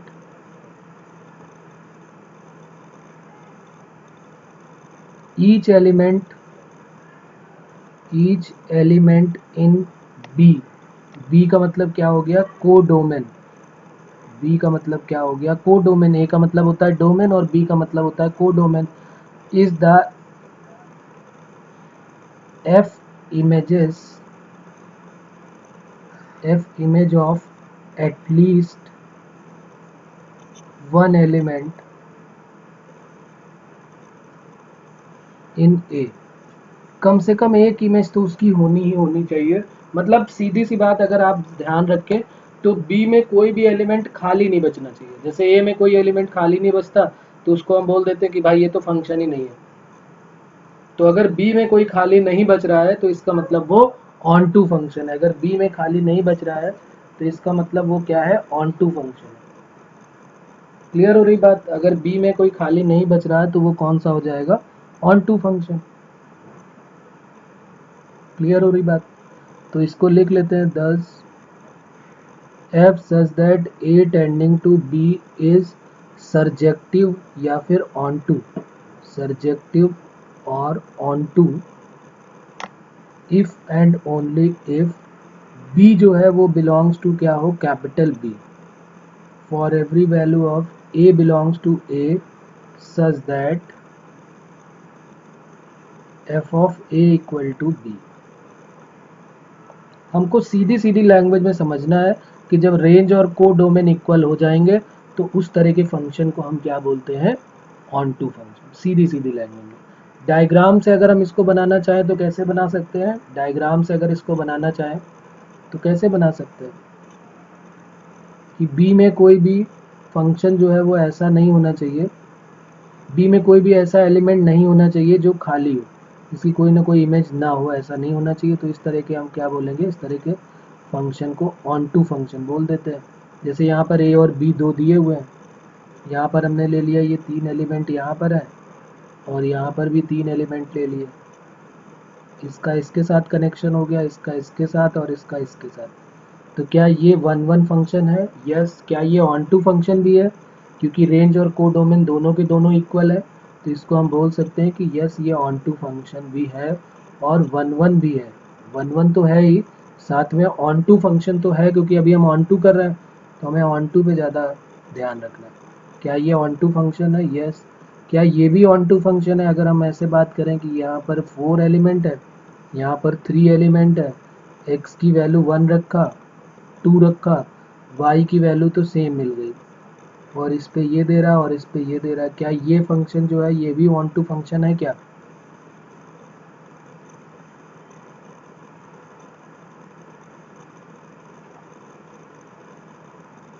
क्या ये ऑन टू फंक्शन है? यस और नो? बी में कोई एलिमेंट खाली है क्या? यहाँ पर बी में कोई एलिमेंट खाली है तो आंसर होगा नहीं, कोई नहीं खाली है। तो इसका मतलब है कि ये ऑन टू फंक्शन हो गया। क्या ये 1 1 फंक्शन है? तो आंसर होगा नहीं, ये 1 1 कहाँ हुआ है, एक्स की डिफरेंट डिफरेंट वैल्यू पे वाई की सेम वैल्यू मिल रही है। तो इसका मतलब ये कौन सा फंक्शन हो गया, मैनी वन। ठीक है, जैसे ये ओ का मतलब क्या है, 1 1 है, इसका मतलब है 1 1, तो ये एम ओ का मतलब क्या है, मैनी वन। तो many one onto function हो गया ये। तो अब बात क्लियर हो रही कि जब रेंज और को डोमेन दोनों सेम हो जाएंगे तो उस तरह के फंक्शन को हम क्या बोल देते हैं, ऑन टू फंक्शन। ठीक है, तो जैसे ऑन टू हमने पढ़ा है 1 1, तो मैनी वन आया, तो अब ऑन टू भी आ गया तो इन टू भी आएगा। ठीक है, लेकिन चिंटू पिंटू नहीं आएंगे, सिर्फ 1 1 आया तो मैनी वन आया, तो ऑन टू आया है तो इन टू आएगा। ठीक है, बात क्लियर हो रही? तो अब लिख लेते हैं नेक्स्ट वाला कौन सा हो जाएगा, इन टू फंक्शन। अच्छा, इसका एग्जाम्पल कोई बता सकते हो 1 1 का? जैसे अभी हमने इसका लिखा है ऑन टू का कोई एग्जाम्पल, ऑन टू का कोई एग्जाम्पल बताओ क्या होंगे जिसमें डोमेन और को डोमेन और रेंज सेम आ जाए। चलो मैं देता हूँ, f such that R tending to R, f of x की वैल्यू 2x + 1। क्या ये फंक्शन जो है वो ऑन टू फंक्शन है क्या?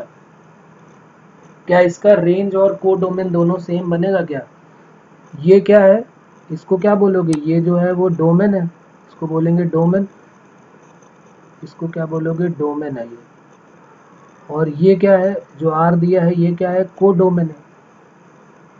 और फंक्शन हमें दिया हुआ है ये, तो क्या जरा ये चेक करके बताओ कि क्या ये फंक्शन हो जाएगा क्या, ऑन टू फंक्शन? तो बिल्कुल हो जाएगा। देखो ना, x की कोई भी डिफरेंट डिफरेंट वैल्यू रखना स्टार्ट करो, x की वैल्यू कोई भी रियल, x की कोई भी रियल वैल्यू रखोगे, y की हमेशा कोई ना कोई रियल वैल्यू मिलेगी कि नहीं मिलेगी? तो x की वैल्यू कह रहा है कि रियल होनी चाहिए, यानी x की कोई भी रियल वैल्यूज रखोगे तो y भी हमको क्या मिलेगा, कोई ना कोई रियल वैल्यू मिलेगी। कोई भी वैल्यू ऐसी नहीं होगी जो छूट जाए। तो इसका मतलब इस तरह के फंक्शन को हम क्या बोल देते हैं, ये फंक्शन हमारा हो जाएगा ऑन टू फंक्शन। क्लियर हो रही बात। अगर एक एग्जांपल और लेना चाहें हम, जैसे ये है F of x equal to ई की power X F such that R tending to R plus. क्या ये फंक्शन जो है वो, क्या ये ऑन टू फंक्शन है क्या? ये तो हो गया ऑन टू फंक्शन। क्या ये भी ऑन टू फंक्शन है क्या, एफ एक्स इक्वल टू ई की पावर एक्स? ये जो है वो डोमेन है, एक्स की कोई भी रियल वैल्यू रखो, और ये कह रहा है कि को डोमेन जो है हमेशा पॉजिटिव वैल्यू दे रहा है, को डोमेन जो है वो हमेशा पॉजिटिव वैल्यू दे रहा है। तो एक्स की वैल्यू रखने के बाद जो वाई की वैल्यू मिलेगी, जो रेंज मिलेगी, वो भी क्या हमेशा पॉजिटिव वैल्यू ही मिलने वाली है क्या? आपने देखा भी है कि ई की पावर एक्स के बारे में मैं पहले भी बता चुका हूँ कि ई की पावर एक्स जो एक्सपोनेंशियल फंक्शन होता है वो हमेशा पॉजिटिव फंक्शन होता है। ई की पावर एक्स जो होता है वो एक्सपोनेंशियल फंक्शन ऑलवेज पॉजिटिव। ई की पावर एक्स का ग्राफ भी अभी हमने देखा था, तो ये जो है हमेशा पॉजिटिव वैल्यू देता है। तो रेंज जो इसकी मिलेगी वो क्या मिलेगी, जीरो से लेके इन्फिनिटी तक मिलेगी नहीं इसकी रेंज।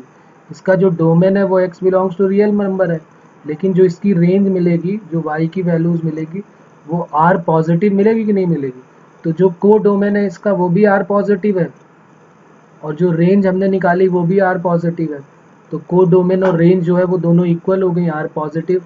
तो इसका मतलब ये कौन सा फंक्शन हो गया, ऑन टू फंक्शन हो गया। कोई प्रॉब्लम इसमें कि क्लियर हो रही है बात? एफ सच दैट, एक और ले लेते हैं एग्जांपल, आर पॉजिटिव पे आर दे रहा है और f of x equal to log x है। क्या ये फंक्शन जो है वो ऑन टू फंक्शन है क्या? चेक करो और बताओ क्या ये ऑन टू फंक्शन है।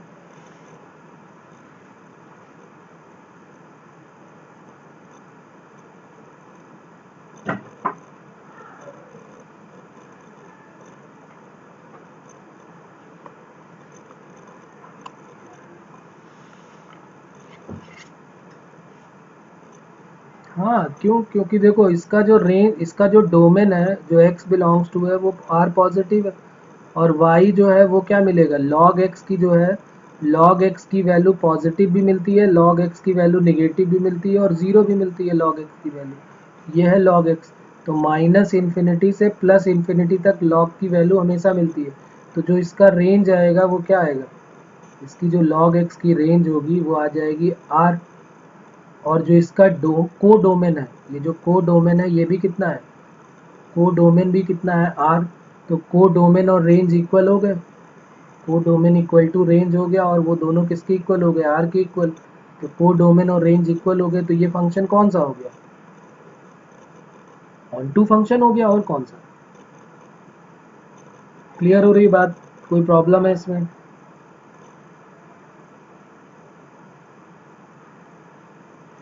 चलिए, तो अभी इस तरीके के क्वेश्चन कुछ हमको मिलेंगे जिसमें हमको चेक करना होगा। अब जरा एक और ले लेते हैं। जब हमने वन वन लिया था तो मैनी वन मिल गया था, जो हमने ऑन टू ले लिया तो अब हमें इनटू एक फंक्शन और है वो भी लेना पड़ेगा, इनटू फंक्शन।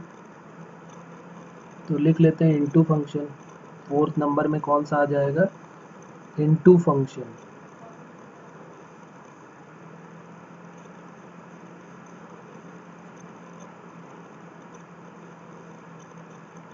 तो वहां पर क्या था, रेंज और को डोमेन सेम थे, तो वो क्या हो गया था, ऑन टू। यहाँ पर रेंज और को डोमेन सेम नहीं होंगे तो क्या बन जाएगा, इनटू फंक्शन बन जाएगा, सीधी बात।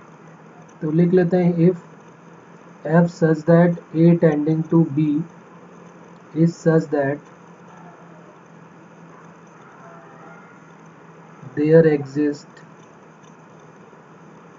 at least one element, at least one element in codomain। बात समझना ध्यान से, कोई भी एक, कम से कम एक एलिमेंट कोडोमेन का ऐसा हो which is not the image of element in domain, which is not the images of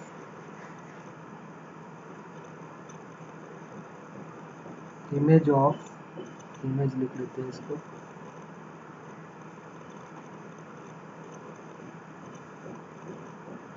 element in domain. अगर सीधी सीधी लैंग्वेज में बात करो तो क्या लिखा हुआ है ये, जैसे वहाँ पर क्या था कि रेंज और को डोमेन सेम हो जाए तो वो होता है ऑन टू फंक्शन। यहाँ वहाँ पर ऑन टू फंक्शन के लिए रेंज और को डोमेन कब सेम होता था, जब बी वाला एलिमेंट किसी न किसी ए वाले की इमेज होना चाहिए। यहाँ पर क्या है कि कह रहा है कि कोई भी एक एलिमेंट ऐसा हो जो खाली बैठा हो, जो किसी के साथ ए वाले के साथ इमेज ना बना रहा होगा। इसका मतलब एक एलिमेंट ऐसा हो गया जो खाली बैठा है, तो फिर उस तरह के फंक्शन को हम क्या बोल देंगे, इन टू फंक्शन। बात क्लियर हो रही कि नहीं। जैसे मान लीजिए इस टाइप का केस हम बना लेते हैं, यहाँ पे ये ए है और ये बी है। अभी हमने इस तरह केस बनाए भी हुए हैं। ये हमारे पास 3 दिए हैं और ये हमारे पास 3, 4 और ये 5 है। ये हमने यहाँ पर इसकी इमेज, ये इसकी इमेज यहाँ पर ले ली, ये यहाँ पर ले ली। तो ये कौन सा फंक्शन हो गया, ये इनटू फंक्शन हो गया। क्या ये 1-1 फंक्शन है, तो आंसर होगा हाँ, ये 1-1 फंक्शन तो है, उसमें कोई प्रॉब्लम नहीं है, 1-1 फंक्शन है। लेकिन 1-1 के साथ क्या है, ये इनटू फंक्शन हो गया। अगर मैं दूसरा इस तरीके से बना लूँ, ये ए है और ये बी है, डिफरेंट डिफरेंट वैल्यू ले लिया यहाँ पे हमने, कि दो डिफरेंट वैल्यू पे ये सेम वैल्यू देने लगा यहाँ पर, और उसके बाद ये इस वाले के लिए इमेज यहाँ पर हो गई और एक ये खाली छूट गया। इस तरीके से फंक्शन मिल रहा है, तो क्या ये है इनटू फंक्शन कि नहीं है इनटू फंक्शन, तो यस ये इनटू फंक्शन है। क्या ये 1-1 फंक्शन है, ये 1-1 फंक्शन है, तो नहीं, आंसर होगा ये कौन सा फंक्शन है, ये तो मैनी वन फंक्शन है। मैनी का 1 के साथ कनेक्शन हो रहा, तो ये मैनी वन फंक्शन हो गया। ठीक है, तो जैसे हमने वहां पर सीखा था कि कोई फंक्शन अगर 1-1 है तो वो मैनी वन नहीं होगा, और अगर कोई फंक्शन मैनी वन है तो वो 1-1 नहीं होगा। उसी तरीके से कोई फंक्शन अगर ऑन टू है तो वो इन टू नहीं होगा, और अगर इन टू है तो वो ऑन टू नहीं होगा। बात क्लियर हो रही है यहाँ पर। तो ये एक इम्पॉर्टेंट पॉइंट यहाँ पर लिख लेते हैं, बिल्कुल सेम है। अगर पहला समझ में आ गया है तो फिर दूसरे में कोई इतनी प्रॉब्लम नहीं आने वाली।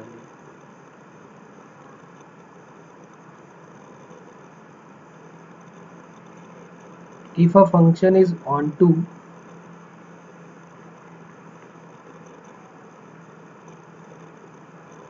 it cannot be into,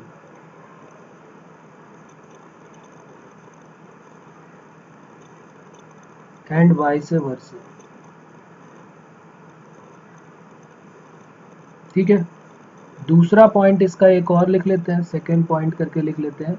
कोई भी पॉलिनोमियल जो है वो अगर हमारा इवन डिग्री का है या ऑड डिग्री का है तो उसके लिए एक इम्पॉर्टेंट पॉइंट है, वो यहाँ पर और ऐड कर लेते हैं। अ पॉलिनोमियल ऑफ डिग्री, अभी फिर एक एग्जांपल से समझ भी लेंगे। A polynomial of degree even, even degree का पॉलिनोमियल है, define from R to R. R to R का मतलब एक्स की रियल वैल्यू पे जो को डोमेन है, वो डोमेन है वो आर टू आर डिफाइंड हो रहा है, विल ऑलवेज बी इनटू।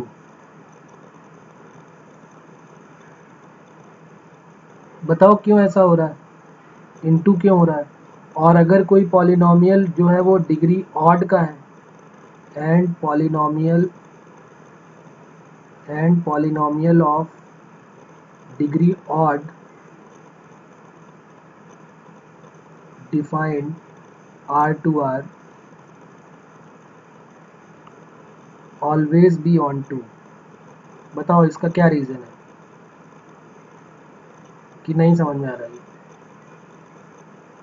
ये कह रहा है कि आपको कुछ करने की ज़रूरत ही नहीं। अगर आपको इवन डिग्री का दिखाई दे और लिखा हो आर टेंडिंग टू आर, मतलब रेंज और को डोमेन जो है, यहाँ पर ये जो है एक्स की वैल्यू है आर, तो वाई जो को डोमेन है वो भी आर है, तो उसको कुछ सॉल्व करने की ज़रूरत नहीं, वो हमेशा इनटू ही होगा। और अगर कोई पॉलिनोमियल जो है जिसकी डिग्री ऑड है, वो हमेशा ऑन टू होगा अगर आर टेंडिंग टू आर पे बात हो रही है तो। क्यों ऐसा, रीज़न क्या है इसका।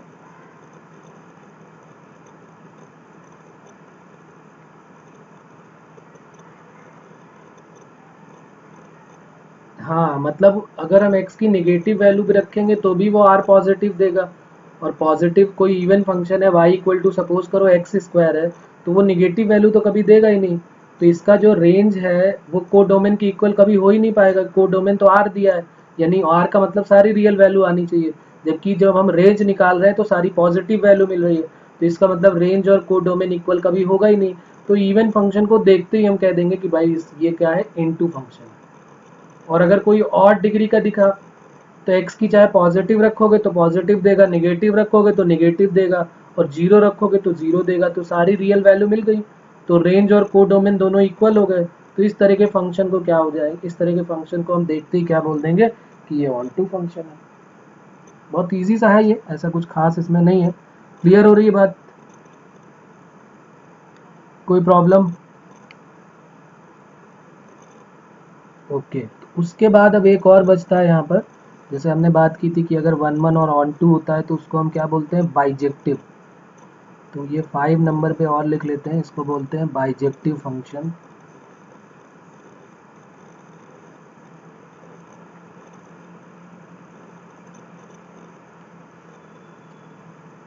बाइजेक्टिव के कई सारे नाम हैं, वो भी लिख लेते हैं। बाइजेक्टिव फंक्शन बोलते हैं, या फिर इसको इन्वर्टिबल फंक्शन भी बोलते हैं, इन्वर्टिबल फंक्शन, या फिर इसको नॉन सिंगुलर बोलते हैं, और नॉन सिंगुलर फंक्शन, या फिर इसका एक और नाम है, इसको बाई यूनिफॉर्म फंक्शन भी बोलते हैं।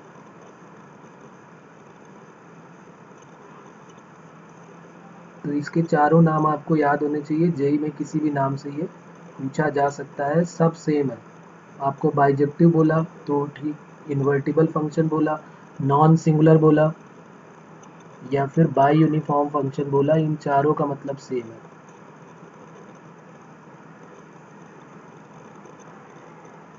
तो इसको बाइजेक्टिव फंक्शन भी बोलते हैं। इसका दूसरा नाम क्या हो गया, इसको हम क्या बोलेंगे, और इन्वर्टिबल फंक्शन भी बोलते हैं इसको।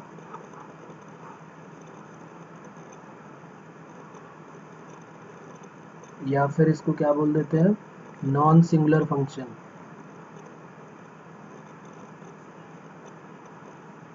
और या फिर इसको बाई यूनिफॉर्म फंक्शन भी बोलते हैं। एक ऐसा फंक्शन जो हमेशा वन वन और ऑन टू दोनों हो, उस तरह के फंक्शन को हम बाइजेक्टिव फंक्शन बोलते हैं। एक ऐसा फंक्शन जो हमेशा वन वन और ऑन टू दोनों होगा, तो इस तरह के फंक्शन को हम क्या बोल देते हैं, बाइजेक्टिव फंक्शन। क्लियर हो रही बात? एक ऐसा फंक्शन जो वन वन और ऑन टू दोनों होगा, इस तरह के फंक्शन को हम क्या बोलते हैं, बाइजेक्टिव फंक्शन। तो मतलब अगर हमने वन वन ऑन टू को अच्छे से कर लिया, चेक करना सीख गए, तो फिर बाइजेक्टिव में तो कोई प्रॉब्लम ही नहीं। कोई भी फंक्शन अगर वन वन ऑन टू दोनों है, इंजेक्टिव और सरजेक्टिव दोनों है, तो इस तरह के फंक्शन को हम क्या बोल देते हैं, bijective function. If function is one one, या फिर इसको क्या बोलोगे, इंजेक्टिव और ऑन टू, इसको क्या बोलोगे, सरजेक्टिव। वन वन ऑन टू या सर वन वन हो या ऑन टू हो, if function is one one and on to both, then function is called bijective function। याद रहेगा? याद रखना ही है तो याद रखना पड़ेगा इसको कि ये बाइजेक्टिव फंक्शन क्या होता है। जब कोई भी फंक्शन वन वन और ऑन टू दोनों होगा, तो इस तरह के फंक्शन को हम क्या बोलेंगे, बाइजेक्टिव फंक्शन। क्लियर? अब क्वेश्चन ले लेते हैं। क्लासीफाई करना है हमको। Classify the following function.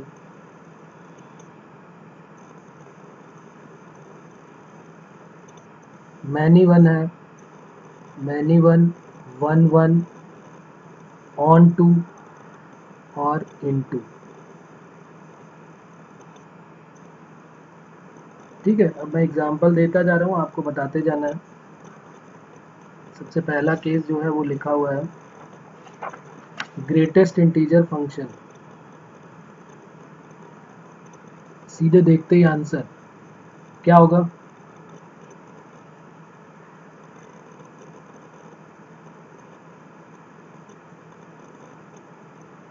तो आंसर हो जाएगा, ये तो मैनी वन होगा। सेकंड, y इक्वल टू दिया हुआ है फ्रैक्शनल पार्ट ऑफ x, ये क्या है,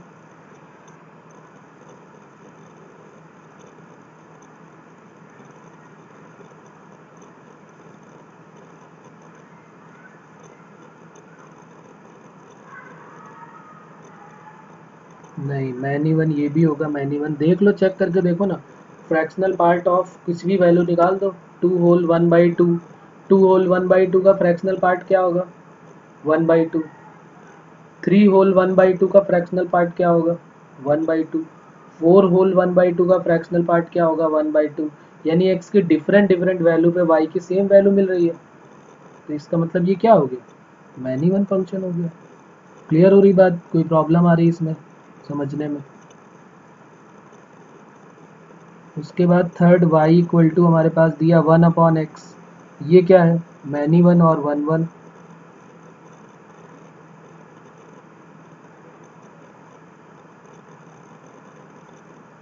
इसमें तो हम सिर्फ ये सीख रहे हैं कि 1/1 और मैनी वन क्या है। ऑन टू इंटू तो अभी हम चलो अगले क्वेश्चन में सीख लेंगे। अभी हमको सिर्फ ये बताना है कि 1/1 और ऑन मैनी वन तो पता चले कौन कौन से है। तो ये कौन सा होगा 1/x? मैनी वन की 1/1?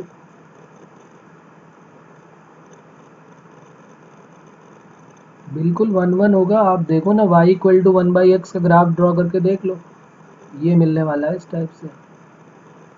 तो ये मैं 1/1 फंक्शन ही है, 1/1 फंक्शन। उसके बाद फोर्थ नंबर में y इक्वल टू 1/x²। ये क्या है? 1/x²। बताओ। y इक्वल टू फिर साइन x बताओ, y equal to cos x बताओ। हाँ, 1/x²। अरे एक्स स्क्वायर आते ही हमने समझ लिया कि भैया 1 रखो या -1 रखो, y की वैल्यू सेम देगा। तो फिर इतना क्या सोचना है, ये मैनी वन है कि नहीं? अभी साइन का तो अभी हमने देखा ही है कि मैनी वन आता है, कॉस का भी मैनी वन आता है। 10 का दे देंगे y इक्वल टू 10x, वो भी मैनी वन आएगा कि नहीं? y इक्वल टू एक्स, ये क्या होगा? y equal to x 1/1। y equal to x² क्या आएगा? मैनी वन आएगा। क्या सोचना है इसमें? y इक्वल टू x³ क्या आएगा? y equal to x³ many one की 1/1।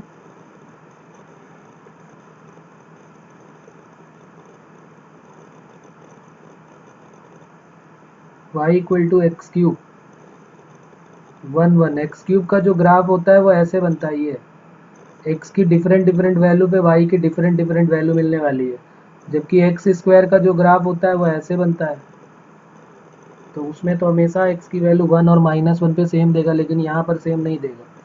y equal to mod x क्या है? y equal to mod x, अभी तो बात की थी मॉड x। चाहे प्लस रखो माइनस रखो, हमेशा अलग अलग वैल्यू पे y की सेम वैल्यू देगा। y equal to signum x, ये क्या देगा? मैनी वन की 1/1। सिग्नम x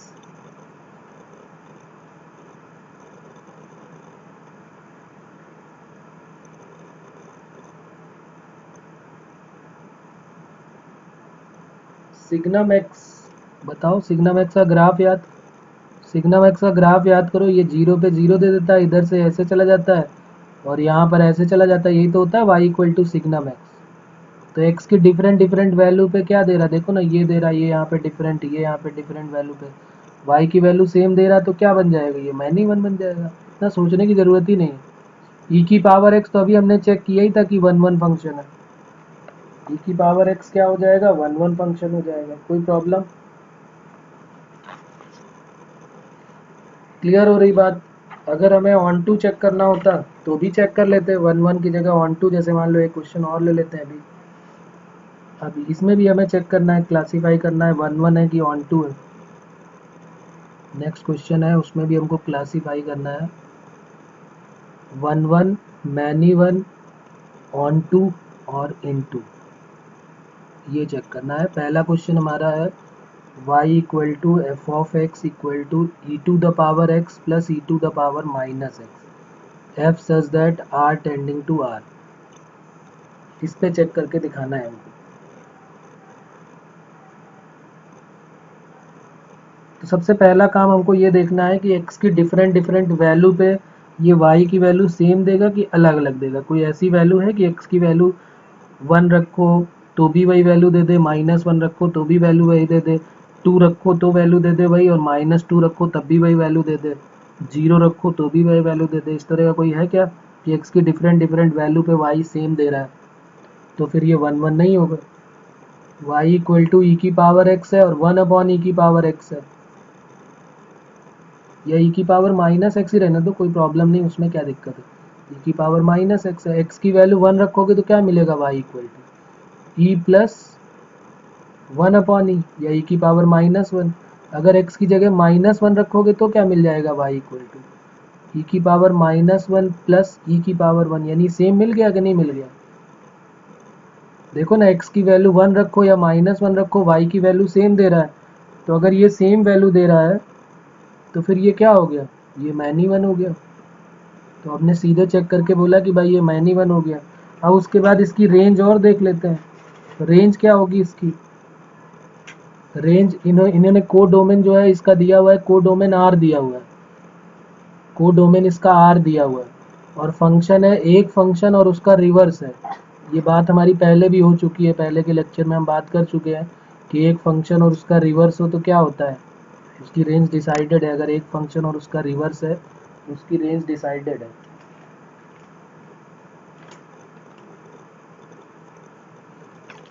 एक फंक्शन और उसका रिवर्स हमेशा ग्रेटर देन और इक्वल टू 2 होता है, ये लिखवाया गया तुमको, देखो अपने इसमें। तो एक फंक्शन और उसका रिवर्स जो है वो ग्रेटर देन और इक्वल टू 2 होता है। तो यही तो है, एक फंक्शन और एक उसका रिवर्स है, इसकी वैल्यू हमेशा क्या होगी, ग्रेटर देन और इक्वल टू 2। तो इसकी रेंज जो है वो क्या हो गई, y belongs to 2 to infinity. जबकि को डोमेन क्या दिया हुआ है इसका, को डोमेन क्या दिया हुआ है, r। ये है ना को डोमेन, इसी को तो बोलोगे को डोमेन। ये डोमेन है और ये को डोमेन है। तो अगर रेंज और को डोमेन क्या इक्वल हो गया क्या, तो अगर रेंज और को डोमेन इक्वल नहीं हुआ तो ये फंक्शन कौन सा हो जाएगा, तो फिर बस क्लियर हो गया। तो ये फंक्शन इनटू फंक्शन हो जाएगा। तो इसका मतलब ये 1 1 भी नहीं है और ऑन टू भी नहीं है। क्लियर। तो इस तरीके से हमको चेक करके फिर करने हैं इस तरह क्वेश्चन। बाकी हम करेंगे नेक्स्ट टर्न पे और भी इसके क्वेश्चंस। ठीक है, आज इतना ही करते हैं, फिर बाकी नेक्स्ट टर्न पे करेंगे। ओके।